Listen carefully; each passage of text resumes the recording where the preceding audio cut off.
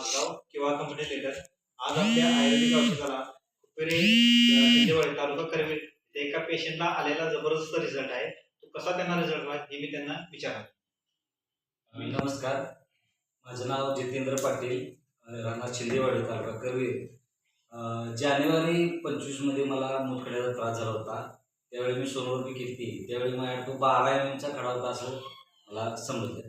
त्यानंतर मी अनेक आयुर्वेदिक औषधं वापरली, पण त्याचा काही मला एवढा रिझल्ट आला नाही. मग आमचे शहाजी कदम सर आम्हाला 3 महिन्यापूर्वी भेटले.